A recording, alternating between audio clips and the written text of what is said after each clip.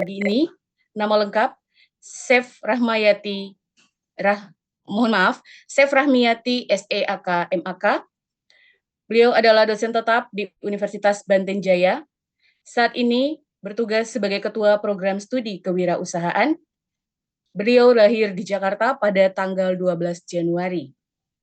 Saat ini jabatan akademik adalah Lektor 3D, jenjang pendidikan D3 Akuntansi Universitas Gunadarma, S1 Akuntansi Universitas Gunadarma, S2 Magister Akuntansi Universitas Sultan Ageng Tirtayasa, dan pada tahun ini 2024 sampai 2025 beliau mengenyam pendidikan profesi akuntansi pada Universitas Jenderal Sudirman.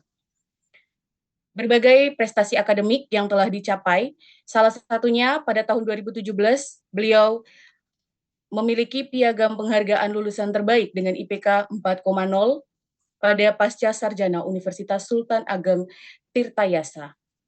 Kemudian, beliau memiliki pendidikan non-formal tahun 2015 sebagai asesor kompetensi BAN PT.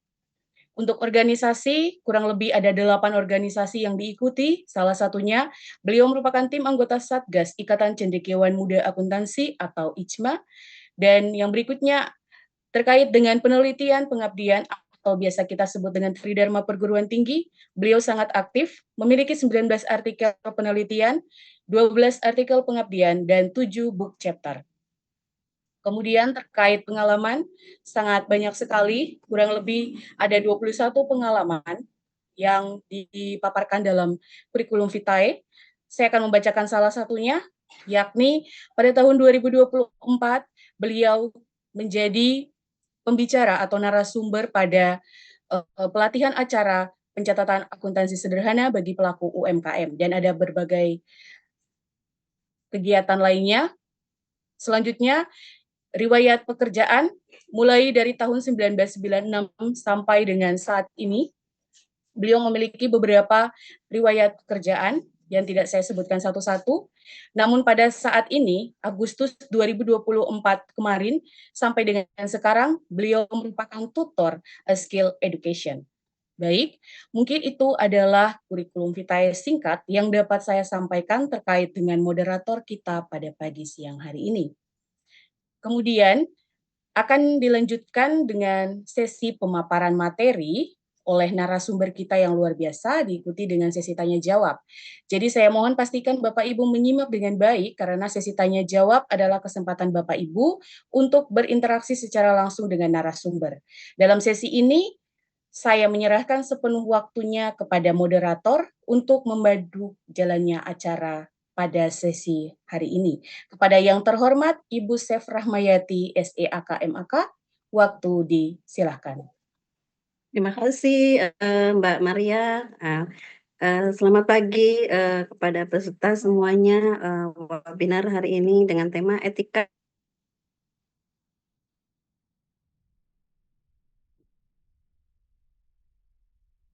di era digital. Kita pemaparan dari pemateri yaitu Bapak Dr. Nicholas. Sebelumnya izinkan saya untuk share ini ya, CV Dr. Nicholas.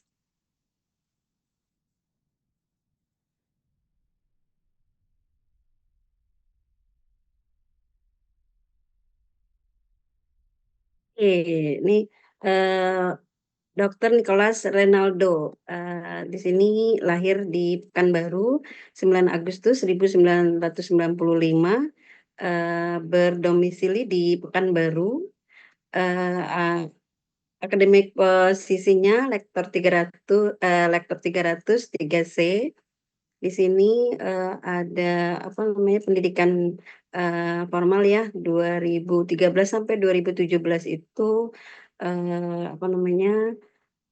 akunting ya di STIE Pelita Indonesia, Master in Financial Management-nya di STIE Pelita Indonesia. Untuk dokternya akunting di Universitas Trisakti. Nah, di sini beliau Pak Dr. Nicholas dari tahun 2022 sampai sekarang sedang pendidikan ya sistem informasi di universitas terbuka. Nah, di sini ada non formal ini yaitu komputer accounting. Terus untuk organisasinya juga sampai sekarang dari 2016 sampai 2024 ini masih aktif ya. Untuk pengalaman kerjanya juga luar biasa, banyak juga accounting staff di PT Swadaya, terus accounting manager, terus accounting manager juga, terus selanjutnya banyak ya, sampai sekarang pun masih aktif. Terus untuk sertifikat BNSP-nya di sini luar biasa, ada 4 dimulai 2021 sampai 2023. Nah, di sini ada Google Scholar-nya yang luar biasa, apa namanya, skor Sintanya juga, terus ada Scopus, Garuda, ya kan, WOS. Nah, di sini juga saya lihat banyak mendapatkan ini, apa namanya, hibah-hibah penelitian, ya. Terus untuk selanjutnya juga apa namanya, teaching experience-nya yaitu text introduction, selanjutnya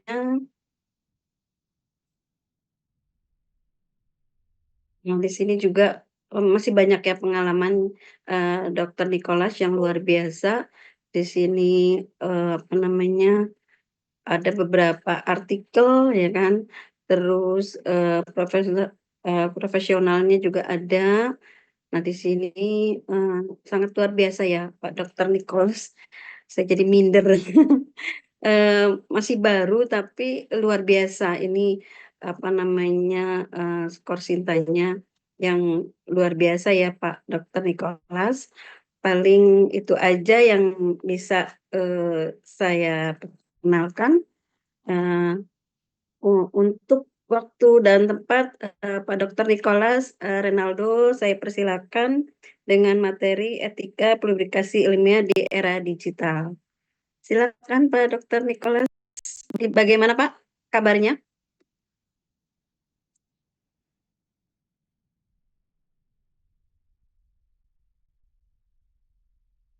Baik Pak, heeh. Sehat ya Pak ya?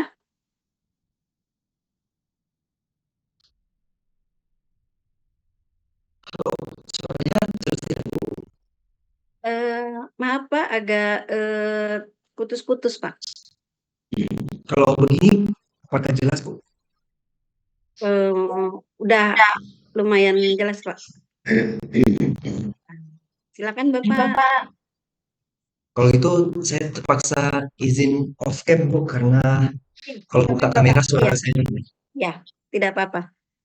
Terima kasih Pak. Terima kasih juga, Bu.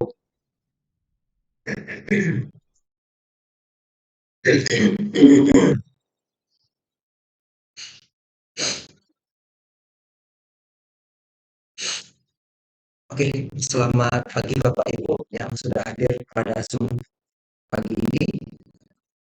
Sebelumnya saya ucapkan terima kasih kepada Bapak Ibu panitia, Bapak Arifles, Ibu Ayu, Ibu Sef atas waktu dan kesempatannya. Terima kasih juga kepada seluruh anggota dan panitia IKMA yang sudah membantu menyelenggarakan kegiatan webinar pagi ini. Izinkan saya untuk membawakan materi mengenai etika publikasi ilmiah di era digital. Oke, kita langsung masuk ke bagian etika publikasi ilmiah. Di sini kita harus tahu dulu etika publikasi ilmiah itu merujuk pada serangkaian prinsip, aturan, dan pedoman yang mengatur proses penyusunan, penulisan, dan penerbitan karya ilmiah. Tujuan utamanya adalah untuk menjaga integritas akademik, memastikan keaslian karya, dan menghormati kontribusi intelektual dalam dunia penelitian. Elemen utama dalam etika publikasi ilmiah. Yang pertama adalah kejujuran. Kita menghindari manipulasi data, fabrikasi, atau plagiarisme.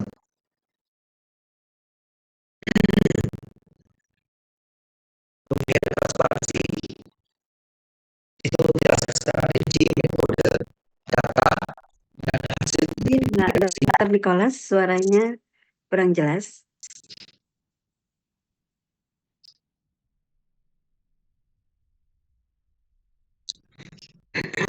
Transparansi itu menjelaskan secara rinci untuk metode, data, dan hasil penelitian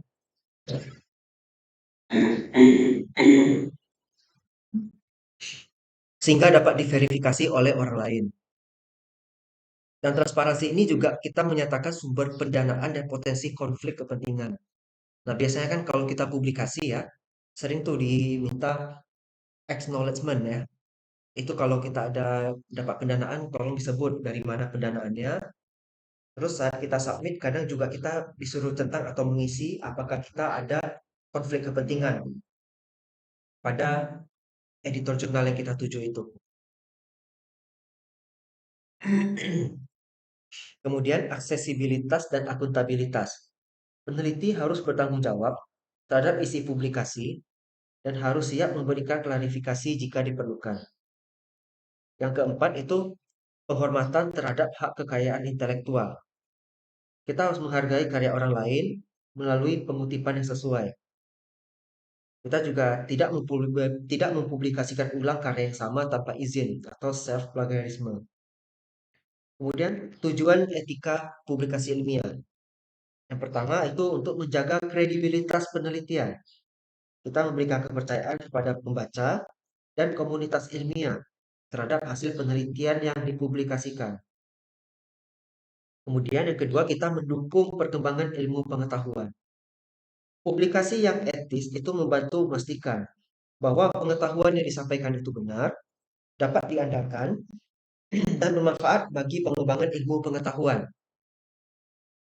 Yang ketiga adalah melindungi reputasi peneliti dan institusi. Mematuhi etika publikasi mencerminkan profesionalisme kita sebagai peneliti. Dan juga menjaga reputasi baik individu maupun institusi akademik.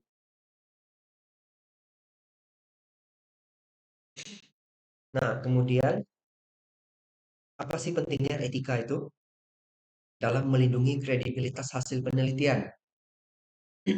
Yang pertama itu untuk kepercayaan akademik. Etika publikasi memastikan kepercayaan masyarakat dan komunitas ilmiah terhadap hasil penelitian. Kredibilitas adalah landasan keberlanjutan reputasi akademik dan profesional seorang peneliti. Dampak pelanggaran etika itu pelanggaran seperti plagiarisme atau manipulasi data tidak hanya merusak reputasi individu, tetapi juga merugikan komunitas akademik secara keseluruhan. Publikasi tanpa etika menciptakan pengetahuan yang salah atau tidak dapat diandalkan. Yang ketiga, akuntabilitas ilmiah. Dengan mematuhi etika, peneliti bertanggung jawab atas kebenaran data dan metode yang digunakan. Hal ini memastikan bahwa penelitian dapat direplikasi atau diuji ulang untuk validasi. Ini ada prinsip dasar etika publikasi ilmiah, ada kejujuran. Itu semua data, temuan, dan interpretasi harus dilaporkan dengan benar tanpa manipulasi, fabrikasi, atau penghilangan informasi yang relevan. Kemudian transparansi dan penghormatan haki sebelumnya sudah sempat dijelasin. Nah, jadi untuk tantangan di era digital mengenai etika penelitian itu, yang pertama, plagiarisme yang semakin mudah terjadi dengan akses digital. Karena adanya kemudahan akses di era digital ini, informasi dapat diakses dengan mudah melalui internet. Saya yakin juga Bapak Ibu sudah fasih ya dalam penggunaan internet untuk mencari informasi. Maka hal ini bisa meningkatkan risiko plagiarisme, baik disengaja maupun tidak disengaja. Karena peneliti seringkali tergoda untuk menyalin dan menempelkan informasi tanpa memberikan kredit yang sesuai. Solusinya untuk yang tantangan pertama, kita menggunakan perangkat lunak anti plagiarisme seperti Turnitin atau iTerticket. Kalau di aturan kita maksimal 25% ya Bapak Ibu. Kemudian solusi untuk yang ini juga bisa melakukan edukasi peneliti tentang pentingnya mengutip dengan benar sesuai format referensi yang diakui. American Psychological Association, IEEE, Vancouver, atau model kutipan lain yang biasanya ada di fitur Microsoft Word, Mendeley, Zotero, EndNote, atau alat untuk citasi lainnya itu sudah sesuai standar internasional. Kalau kita bikin cara mengutip dengan cara yang berbeda, biasanya sih takutnya tidak terdeteksi oleh Google Scholar gitu.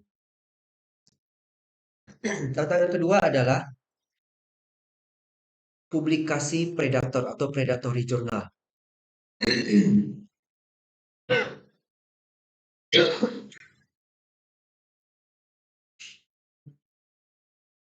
Publikasi predator adalah jurnal yang memprioritaskan keuntungan daripada kualitas ilmiah. Mereka sering menawarkan publikasi cepat dengan biaya tinggi tanpa proses peer review yang memadai. Dampaknya dapat merusak reputasi peneliti dan karya ilmiah. Dan hasil penelitian menjadi tidak valid atau tidak diakui oleh komunitas akademik. Solusi untuk publikasi predator adalah verifikasi jurnal melalui platform seperti DOAJ, Scopus, Verified, atau Berlitz juga bisa. Kemudian hindari jurnal yang meminta biaya besar tanpa transparansi. Tantangan ketiga adalah overlap atau self-plagiarism. Overlap terjadi ketika karya yang sama diterbitkan di lebih dari satu jurnal tanpa memodifikasi atau persetujuan.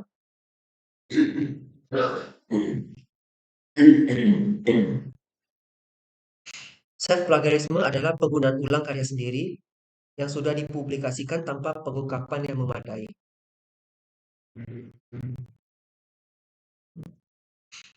Dampak dari ini adalah menurunkan kredibilitas peneliti dan melanggar aturan banyak penerbit akademik. Solusinya adalah hindari penggunaan hasil penelitian kecuali relevan dengan studi yang baru dan deklarasikan secara transparan jika ada penggunaan ulang sebagian dari karya sebelumnya. Yang keempat, tantangannya adalah etika berbagi data penelitian di platform terbuka. Data yang kita unggah di platform terbuka atau open access itu berisiko untuk disalahgunakan.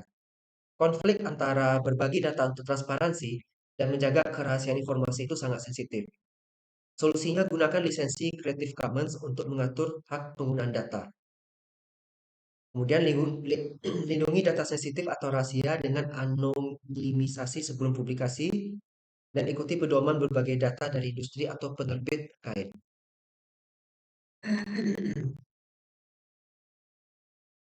Kemudian strategi dan solusi untuk mengatasi permasalahan etika ini. Yang pertama, kita memahami pedoman publikasi internasional, Bapak Ibu. Mengapa itu penting?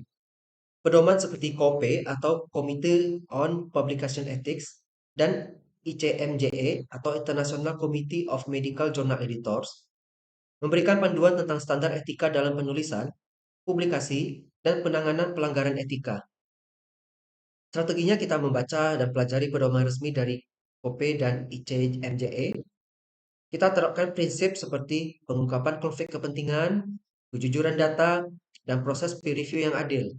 Manfaatnya itu meningkatkan kepercayaan penerbit dan pembaca terhadap karya ilmiah yang dipublikasikan. Yang kedua, strateginya adalah verifikasi kualitas jurnal. Menerbitkan di jurnal berkualitas memastikan karya ilmiah diakui oleh komunitas akademik dan tidak jatuh ke jurnal predator. Strateginya cek indexing jurnal di database terpercaya seperti Scopus, Web of Science atau WOS, dan DOAJ. Kemudian periksa impact factor jurnal melalui JCR atau Journal Citation Reports untuk menilai pengaruhnya di bidang tertentu. Dan hindari jurnal yang tidak memiliki proses peer review yang jelas atau yang hanya berfokus pada keuntungan finansial.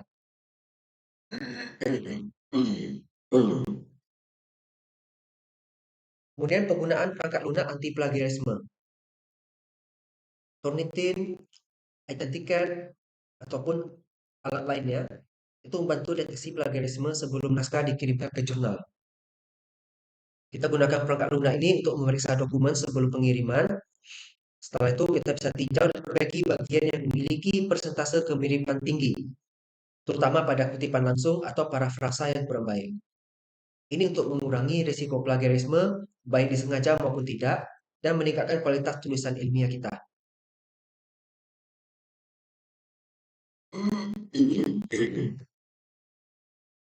Kemudian etika penggunaan media sosial untuk mempromosikan karya ilmiah. Media sosial kita itu adalah alat yang kuat untuk berbagi karya ilmiah.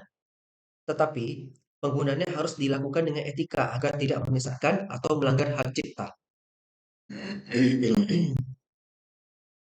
Gunakan platform seperti ResearchGate, LinkedIn, atau Twitter akademik untuk membagikan tautan resmi ke artikel. Hindari berbagi versi artikel yang dilindungi hak cipta jika tidak memiliki izin. Jelaskan kontribusi penelitian secara singkat dan hindari klaim berlebihan yang tidak didukung oleh data. Manfaatnya ini membantu meningkatkan visibilitas dan dampak penelitian tanpa melanggar aturan penerbit atau etika ilmiah. Ini contoh pelanggaran etika publikasi di era digital ya, Bapak Ibu.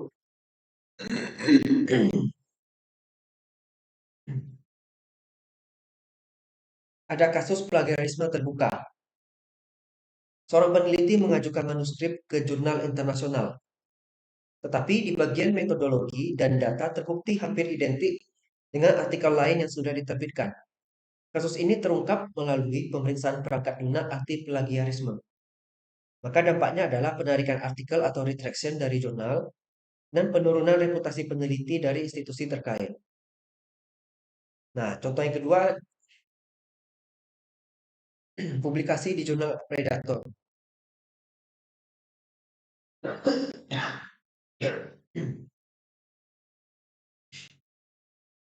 Contohnya, peneliti tergoda oleh penawaran jurnal Predator untuk publikasi cepat tanpa proses peer review. Artikel tersebut diterbitkan tetapi tidak diakui oleh komunitas akademik karena jurnal tersebut tidak terindeks di database bereputasi.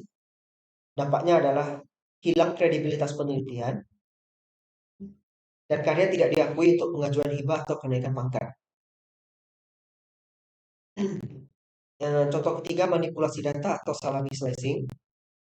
Data dari satu penelitian dipecah menjadi beberapa artikel dengan klaim kontribusi yang sama, tanpa memberi informasi kepada editor jurnal bahwa artikel tersebut berasal dari dataset yang sama. Dampaknya itu artikel bisa ditarik dan sanksi akademik untuk peneliti. Ini tips menjaga integritas dalam proses publikasi ilmiah. Pertama, kita gunakan perangkat lunak anti plagiarisme secara aktif.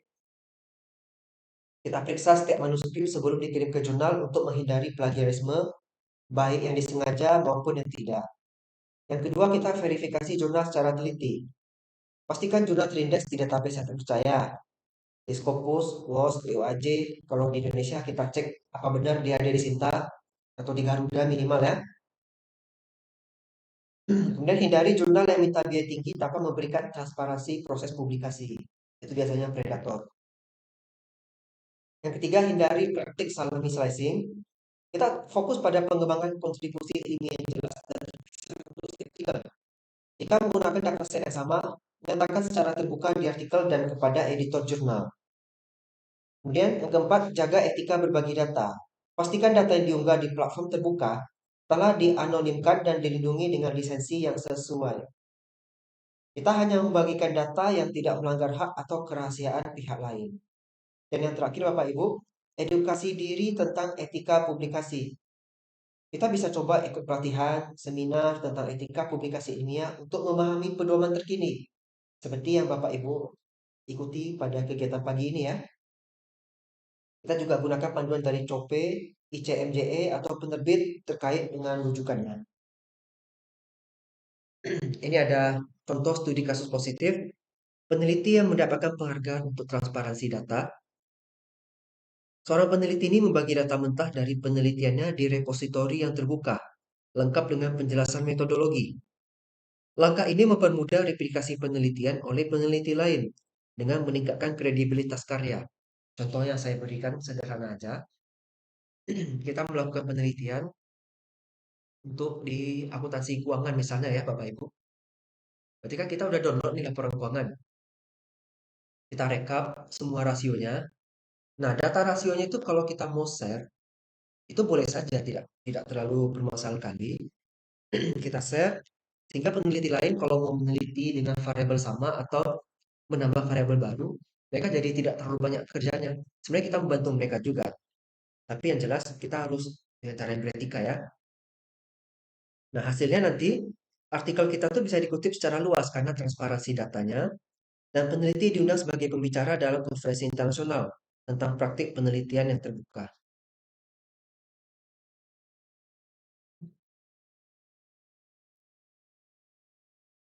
Nah, ini kita masuk pada bagian kesimpulan.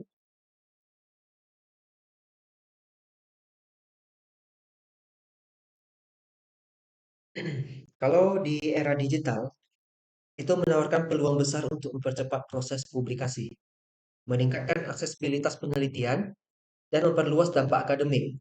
Namun tantangan seperti plagiarisme, publikasi predator, self-plagiarisme, dan etika berbagi data menuntut akademisi untuk lebih berhati-hati dan bertanggung jawab. Kunci utamanya mempertahankan integritas ilmiah, itu merupakan fondasi keberlanjutan kredibilitas akademik. Prinsip seperti kejujuran, transparansi, dan penghormatan terhadap hak kekayaan intelektual harus menjadi pedoman utama dalam proses publikasi. Ini ada beberapa rekomendasi. Yang pertama, meningkatkan literasi etika publikasi.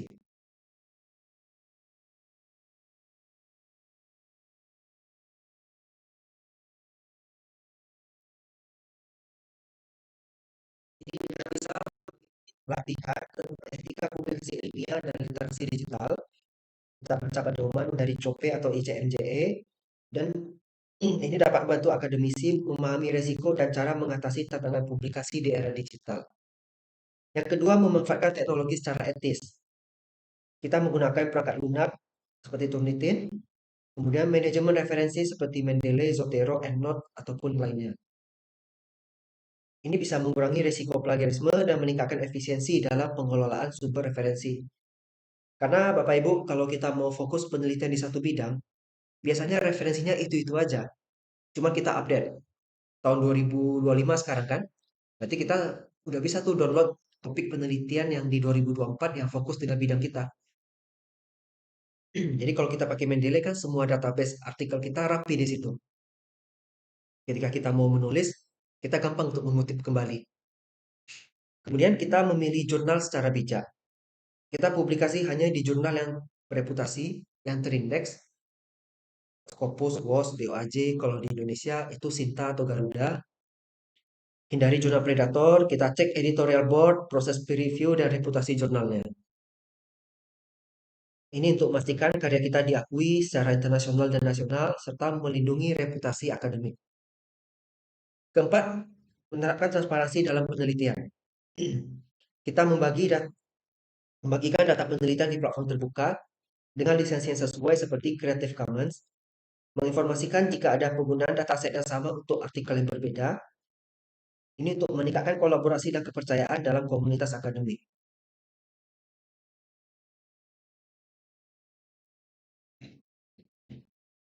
Yang kelima, menjaga keamanan data dan informasi. Kita anonimkan data sensitif sebelum dibagi ke platform terbuka. Gunakan sistem keamanan digital untuk melindungi informasi penelitian. Ini untuk menghindari penyalahgunaan data dan menjaga kerahasiaan informasi penting. Terakhir, kita bangun komunitas akademik yang etis. Kita kolaborasi dengan kolega untuk saling mengingatkan tentang praktik publikasi yang etis dan berkontribusi pada forum atau konferensi yang membahas etika publikasi, seperti ICMA pada pagi hari ini. Manfaatnya ini menciptakan budaya akademik yang menjunjung kejujuran dan integritas kita. Pesan akhir yang dapat saya sampaikan, bahwa akademisi dapat memanfaatkan era digital untuk memperluas pengaruh dan dampak penelitian, tetapi harus melakukannya dengan komitmen kuat terhadap integritas. Adaptasi dengan teknologi harus disertai dengan pemahaman mendalam tentang etika dan tanggung jawab sebagai peneliti. Sekian Bapak Ibu yang dapat saya sampaikan. Mohon maaf apabila terima kasih. Baik. Baik, Pak Dokter Nicholas, alhamdulillah materinya sangat ini ya, sangat bagus sekali ya, apalagi sekarang udah sangat mudah ya, Pak Dokter Nicholas ya, apa namanya dengan apa ada IE ini ya, Pak Nicholas, makanya yang namanya etika publikasi ilmiah di era digital ya. Mungkin untuk bagi peserta dipersilakan yang ingin bertanya. Jika mau lewat kolom chat, silakan, dipersilakan. Bisa raise it. Silakan, para peserta. Atau bisa chat di kolom chat.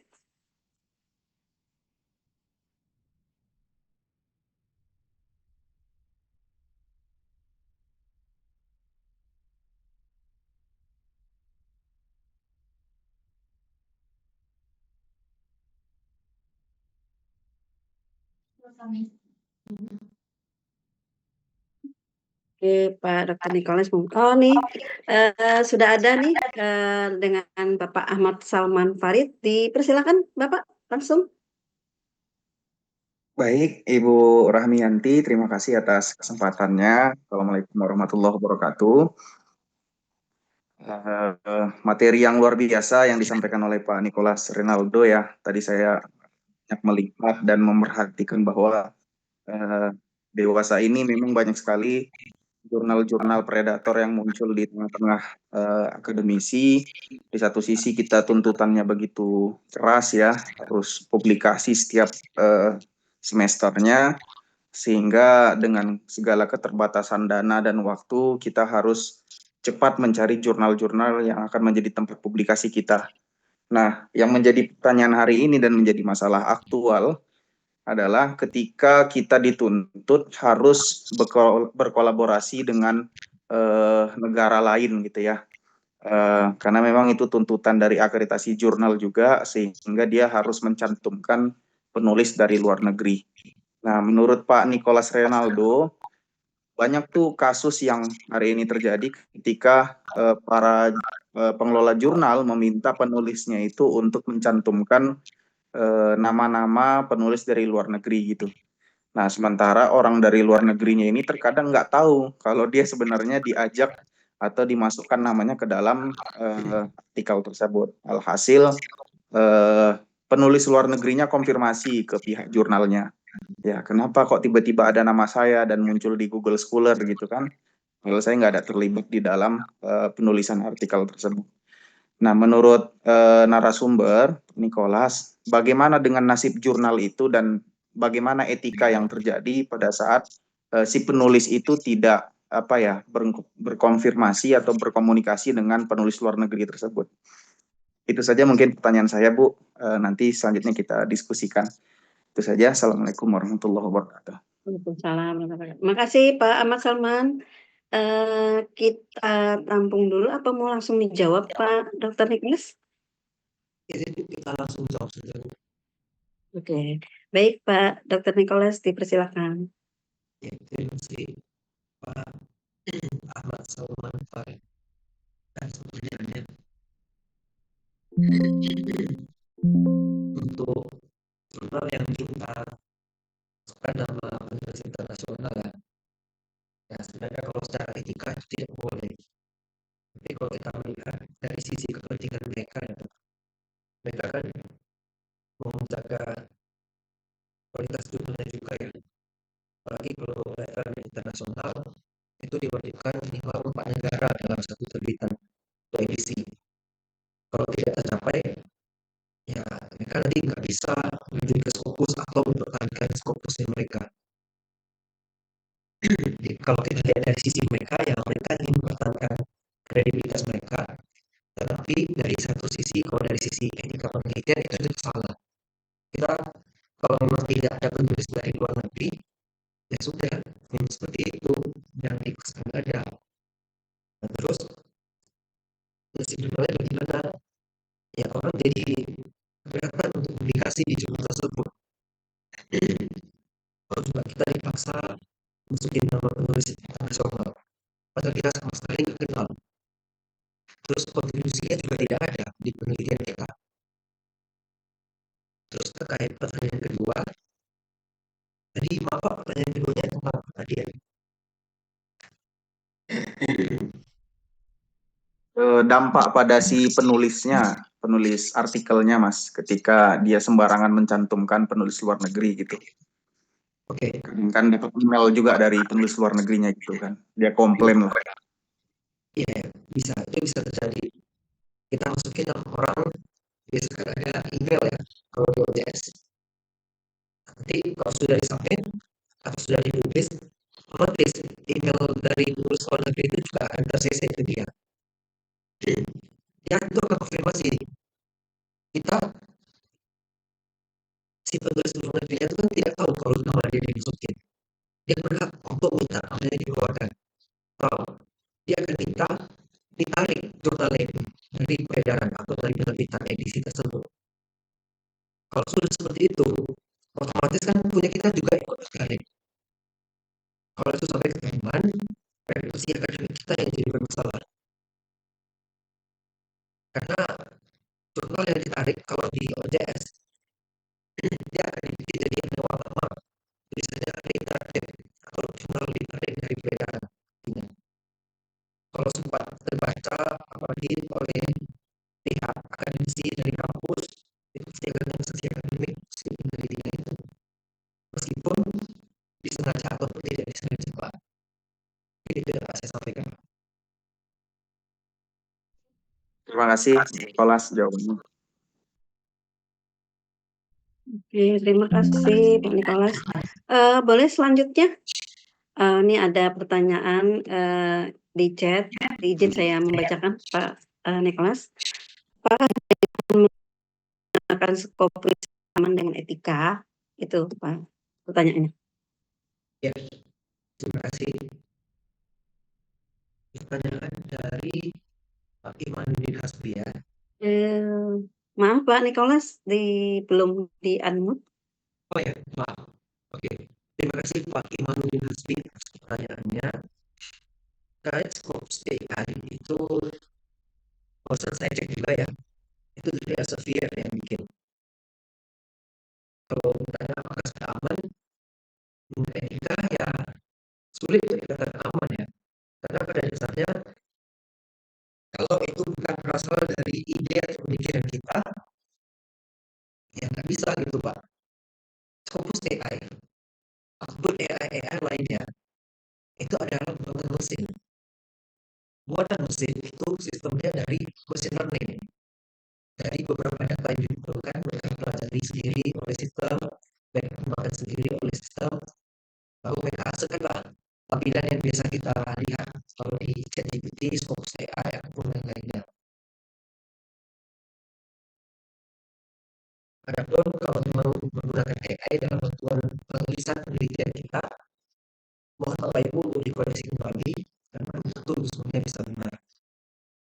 Apalagi kalau kita bahas tentang etika, terkadang AI ini dia juga merujuk dari beberapa artikel, misalnya artikel-artikel yang pernah kita upload, yang kita minta mereka bantu ringkas, dan jika mereka dapat informasi dari sana, kemudian ketika kita bertanya sesuatu atau membuat penelitian dengan topik yang itu juga, maka mereka akan belajarnya dari artikel yang pernah kita upload ke sistem mereka.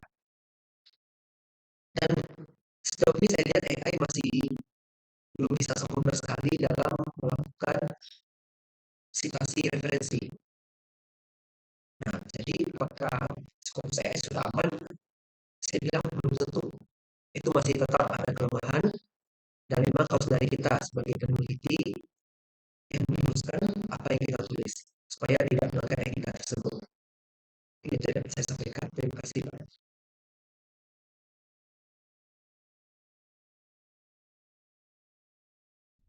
Baik, terima kasih Pak Nicholas. Silakan selanjutnya, ada yang mau ditanyakan para peserta? Ayo kita manfaatkan, waktunya ya untuk, kita bisa, apa namanya, menambah ilmu dan apa namanya, saling sharing.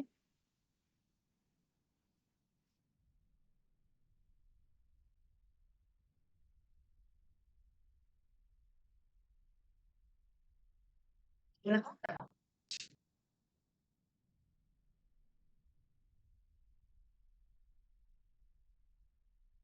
Mungkin ini ya Pak, sembari menunggu, pertanyaan berikutnya. Di sini kan, tentang ini ya, etika publikasi ya, tentang penelitian. Nah, di sini tentang, apa namanya, prinsip dasar ya, prinsip dasar ini ada kejujuran, transparansi, dan penghormatan. Nah, mungkin, sembari menunggu peserta yang lain bertanya, mungkin, izin saya bertanya Pak Dr. Nicholas, apakah setiap, apa namanya, artikel yang sudah kita publikasi, apakah, melihat dari yang etika ya, etika publikasi penelitian ini, kan di sini ada poin penghormatan haki. Nah, apakah, setiap kita melakukan publikasi, apa baiknya, artikel tersebut kita melakukan haki gitu Pak Dr. Nicholas? Terima kasih atas pertanyaannya Ibu. Terus artikel sebenarnya tidak perlu dihakikan. Karena kalau kita mengacu pada sistem OJS, itu sudah ada creative commons. Ini saja saya tampilkan di screen.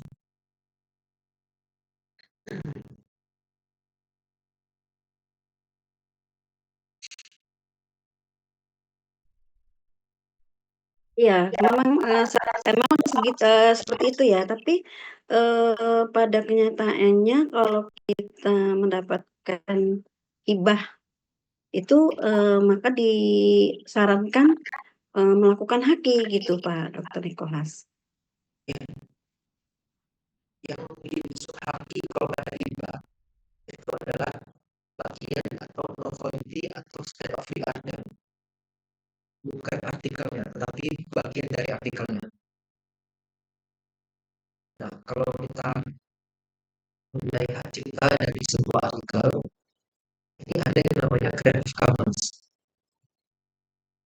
Ini kita sering kalau di OJS ada seperti CC-BY, ada CC-BY-SA, itu semuanya ada artinya.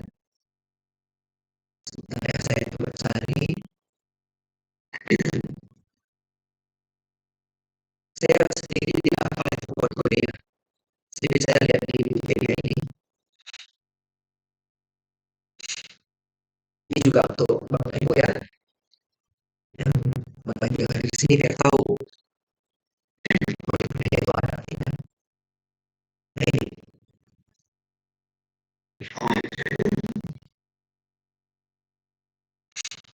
Nah, kalau CCBY berarti itu atribusi. Ini menunjukkan atribusi ke pencipta aslinya.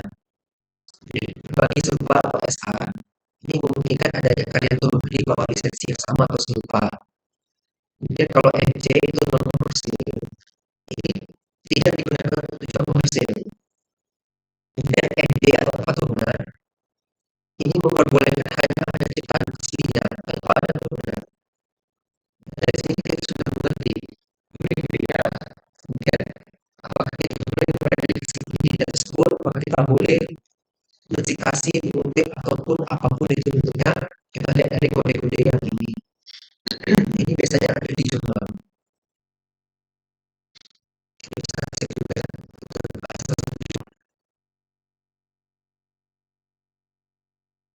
supaya jadi seperti jurnal pasti yang ditulis. Nah, jika ini apa pakai kata saja buka.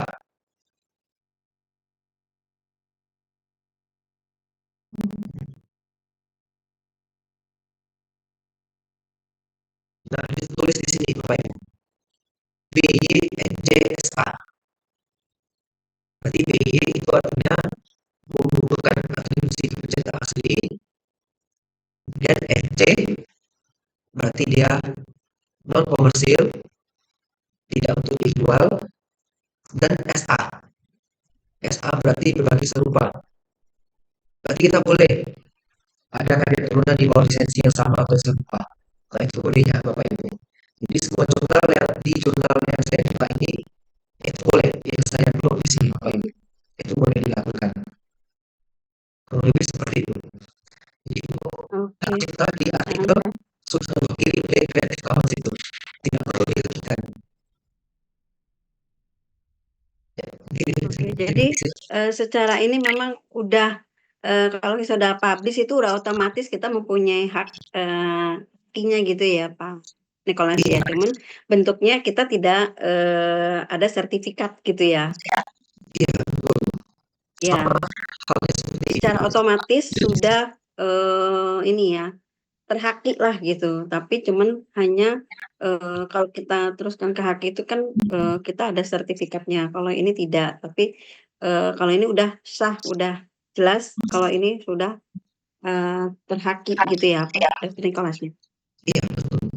Sama halnya juga seperti ini. Kalau kita menerbitkan buku, itu kan lisensinya berupa ISBN.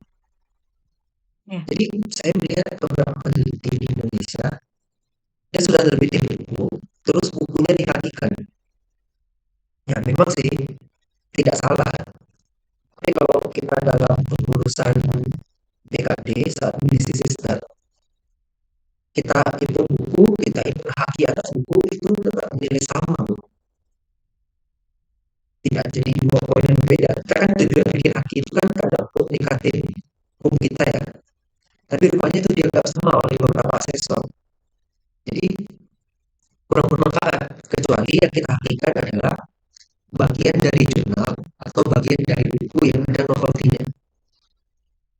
Terus kita tambah aja, Bu. Terima kasih. Oke, terima kasih Pak Dr. Nicholas. Dipersilakan peserta yang lainnya. Ini sangat bermanfaat sekali ya ilmunya. Apalagi luar biasa Pak Dr. Nicholas ini. Saya lihat artikelnya luar biasa Pak. Udah 1000 sekian ya Pak ya. Kalau dilihat dari apa namanya aktif jadi dosennya itu masih dikatakan masih baru gitu, tapi jam terbangnya luar biasa. Apalagi sekarang Pak Dr. Nicholas lagi ini ya apa namanya melanjutkan studi ya tentang ini ya sistem informatika ya Pak. Tertarik ya karena ini ya Pak Dr. Nicholas Karena yang berhubungan. memang saya dosen ya, memang dosennya itu harus diakuntansi supaya etikanya tetap sih. Cuman kalau ilmunya cuma itu aja rasanya tak betul banget. Jadi coba hal baru yang berbeda jauh. Iya, sebenarnya emang berhubungan ya Pak ya dengan bidang keilmuan kita ya akuntansi ya. Kalau misalkan dilanjutkan ke apa namanya sistem informasi ya, gitu. Iya. Silakan para peserta yang ingin bertanya boleh lewat chat juga, dipersilakan. Masih ada waktu.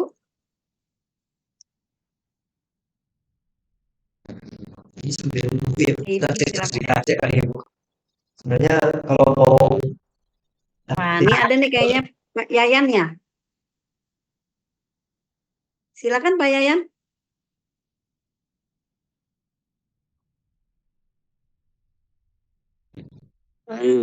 Terima kasih atas waktunya Ibu. Ya, di sini kami juga dari dosen muda, kami juga dari apa baru-baru mengikuti apa penelitian, rencana penelitian. Nah, di sini juga kami sambil belajar bagaimana alur-alur etikanya ketika kita menulis penelitian atau riset seperti itu. Nah, di sini yang saya mau tanyakan terkait di digital, ya, otomatis yang di EA ini kan sangat apa ya, sangat dipermudah sekali untuk pembuatan riset atau penelitian. Nah, di sini hubungannya sama etika cara penelitiannya menggunakan IA. Ada kebijakankah penulisan riset atau penelitian? Nah, di sini kami juga memaklumi masih awam kait penelitian dan riset. Ya, di sini juga kami mohon bimbingannya dari Pak Nicholas. Kami juga termotivasi dengan beliau bahwasanya sangat banyak sekali riset-risetnya seperti itu. Di sini kami mohon alurnya, Pak, alur caranya bagaimana yang awam-awam seperti saya ini untuk melakukan penelitian sama riset ini mulai dari mana seperti itu. Jadi etikanya dengan menggunakan AI ini, Pak, kalau menurut pengamatan saya kan lebih dipermudah. Nah, tapi di sini dari kebijakannya, etikanya, ada batasannya kah untuk menggunakan AI ini seperti itu? Mungkin itu saja yang kami sampaikan. Terima kasih, Ibu. Baik, Pak Yayan, terima kasih atas pertanyaannya. Silakan Pak Dr. Nicholas. Ya, terima kasih Pak Yayan atas pertanyaannya. Pertama, kalau kita mau publikasinya banyak, karena skor juga ikut naik ya, itu memang perlu banyak kolaborasi dengan para senior. Saya kolaborasi dengan senior di kampus saya, jadi bantu dari situ. Nah, kemudian kalau pedoman untuk melakukan penelitian, apalagi di era yang banyak AI seperti ini, kita tetap dengan cara yang beretika ya, Bapak Ibu. Kalau untuk mencari fenomena pendahuluan itu boleh pakai AI, itu tidak masalah. Bapak, misalnya Bapak mau fokus di penelitian tentang akuntansi keuangan ya, jika kita membahas tentang kinerja perusahaan, kita ketik di AI-nya nanti fenomena terkait kinerja keuangan, nanti akan muncul beberapa pilihan pasti dari AI tersebut. Kita pilihlah mana yang cocok dengan diri kita, atau yang mana yang bisa didapatkan. Setelah itu, setelah kita memilih topik yang sesuai, kita ambillah topik tersebut, kita cari datanya, kita tulis fenomenanya. Kemudian kalau sudah kita tulis, kalau masih dirasa kurang, gunakan AI untuk mengembangkan kalimat kita. Tapi tetap kalimat yang sudah dari AI itu kita sortir kembali, kita pelajari lagi, jangan sampai 100% yang kita ambil dari AI. Kalau sudah menulis latar belakang, selanjutnya kita menulis tinjau pustaka ya Bapak Ibu. Kita harus tahu teori apa yang cocok. Selain teori variabel, berarti kan harus ada teori utama minimal satu. Kadang kita tidak tahu teori yang cocok adalah teori apa. Jadi caranya gini, di AI Bapak Ibu ketikkan variabelnya, kemudian kasih berikan grand teori yang cocok untuk variabel penelitian ini. Nanti akan muncul teori yang relevan. Nah, tidak perlu diambil semua, cukup diambil yang memang cocok saja. Bapak Ibu di sini kan semuanya kebanyakan akademisi. Waktu kita dulu menulis skripsi, tesis, atau disertasi, kita pasti tahu lah kira-kira teori mana yang cocok ini. Kadang-kadang saya tes dari beberapa AI, saya ketik perintah yang tadi saya bacakan tadi, yang muncul malah teori yang kadang jauh sekali, agak kurang relevan. Nah, tapi melalui sebagai seorang peneliti kan tahu ya mana yang cocok, mana yang tidak cocok. Nah, kalau sudah tinjau pustaka, selanjutnya kan bagian metodologi. Kalau metodologi kuantitatif maupun kualitatif, sebenarnya tanpa AI pun kita bisa merujuk dari artikel yang sudah orang lain lakukan. Berarti kita melakukan replikasi metodologi. Karena kalau dikatakan metodologi untuk kuantitatif misalnya, regresi hidup ganda, structural equation modeling, menggunakan SPSS, AMOS, Tata, Diffuse. Itu kebanyakan metodologinya sama Bapak Ibu. Dan cuma beda di variabelnya aja. Jadi replikasi di lingkungan orang tidak apa-apa, yang penting Bapak Ibu ketik untuk menjaga etika publikasinya. Kalau pakai AI, ya sebaiknya nggak usah kalau saya bilang untuk lebih perlu lagi. Kita ambil dari orang aja, itu lebih cocok. Atau dari buku itu juga bisa. Untuk hasil, sebaiknya jangan pakai AI. Hasil kalau detektif, pakailah alat SPSS, AMOS, Tata, sejenisnya. Lebih bagus itu daripada pakai AI. Kemudian untuk pembahasan, usahakan ya pembahasan itu sendiri. Kalau memang sudah mentok, baru minta bantu AI untuk mengembangkan kalimat yang sudah kita tulis. Jangan mentang-mentang langsung kita ambil, kita minta AI bikin pembahasan tentang ini, jangan. Kita tetap tulis sendiri dulu, baru minta AI kembangkan. Kemudian kesimpulan dan saran itu kan bisa lah dari kita sendiri, jangan dari AI lagi. Kurang lebih seperti itu Pak pedomannya. Nanti untuk referensi kita menilai Endlor, Sotero ataupun aplikasi sintaksi yang lainnya. Itu Pak Yayan, mohon maaf bila ada kekurangan. Baik, terima kasih Pak Dr. Nicholas. Bagaimana Pak Yayan? Baik Ibu, terima kasih. Terima kasih Pak Dr. Nicholas. Ada pandangan saya ketika kita memulai pakai AI. Nah, di sini juga ada sedikit pengetahuan saya bahwasanya ada yang perlu dipahami bahwasanya terkait variabel dan metodologinya seperti itu. Nah, jadi nggak syukur-syukur untuk memanfaatkan AI gitu. Jadi juga pintar-pintar kita memakai AI dengan tujuan kita fokus ke penelitiannya yang dimaksud. Nah, di sini cukup sekian. Terima kasih Bapak Dr. Nicholas atas ilmunya tentang alur-alurnya. Nanti insya Allah kami juga pengen berdiskusi langsung gitu loh. Jadi kita juga istilahnya juga pengen kenal dekat sama beliau.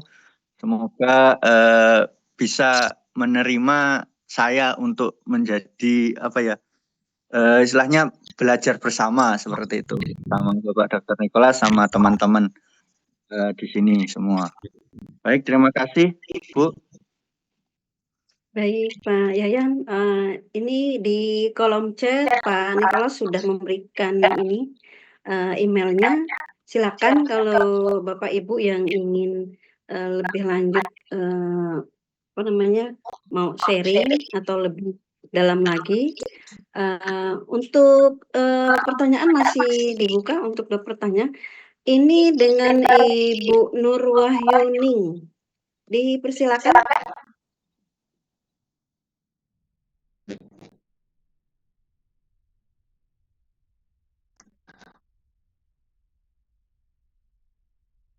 Ibu Nur Wahyuning. Dipersilakan mau bertanya. Ibu belum. Tadi nama wifi-nya lagi itu down, habis itu nyambung lagi. Oh iya, tidak apa-apa. Baik, boleh ada yang mau ditanyakan lagi peserta? Waktu panitia juga boleh. Dipersilakan.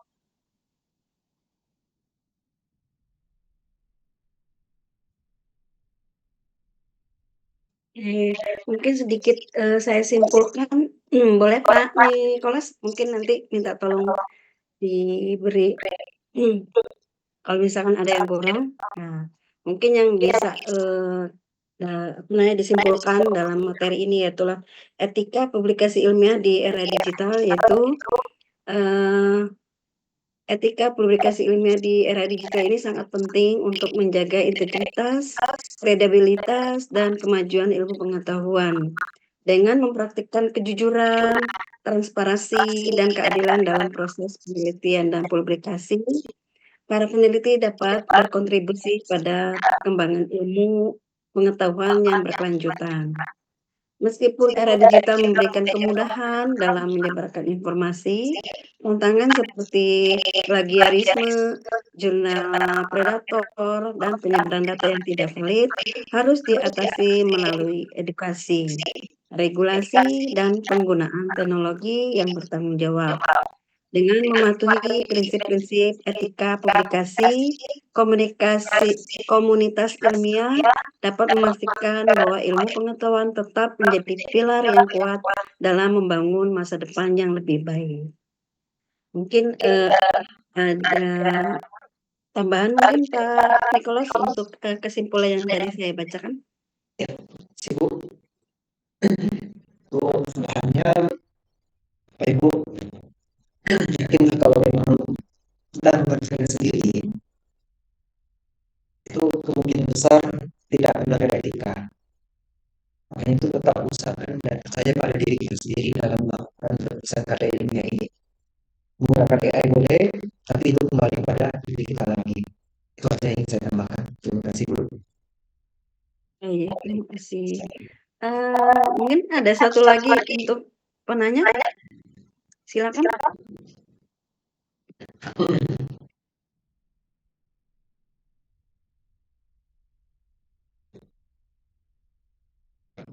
Oke, kalau tidak ada lagi, saya sebagai moderator, terima kasih banyak atas pemaparan dari Dr. Nicholas mengenai etika publikasi ilmiah di era digital. Alhamdulillah, pada kesempatan hari ini kami telah mendapatkan banyak ilmu yang telah disampaikan oleh Pak Dr. Nicholas. Semoga kita bisa menjaga etika dalam mempublikasikan ilmiah kita ini gitu. Mungkin saya pribadi sebagai moderator mundur diri dan terima kasih banyak kepada Bapak Dr. Nicholas Rinaldo sebagai pemateri atau pembicara. Kami kembalikan kepada MC yaitu Mbak Maria. Silakan Mbak Maria. Baik, terima kasih Ibu Rahmiati. Ya, baik. Tak terasa kita sudah sampai di penghujung acara. Kami mengucapkan terima kasih yang sebesar-besarnya kepada yang terhormat Dr. Nicholas Rinaldo selaku narasumber pada pagi siang hari ini atas materi yang telah disampaikan dan juga kepada seluruh peserta yang sudah bergabung dalam webinar ini. Semoga apa yang telah kita pelajari dan disampaikan oleh narasumber kita yang luar biasa ini dapat kita terapkan khususnya dalam melakukan berbagai kegiatan Tridharma Perguruan Tinggi yakni penelitian.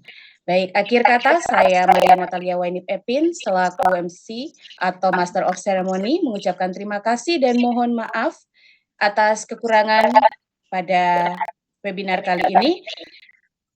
Terima kasih dan mohon maaf juga jika selama berlangsungnya kegiatan, kami dari pihak panitia maupun dari pihak moderator dan saya sendiri selaku MC ada menyinggung perasaan Bapak Ibu dalam tutur kata maupun bahasa kami. Terima kasih atas kehadirannya semua. Sekian dan terima kasih. Saya tutup kegiatan pada pagi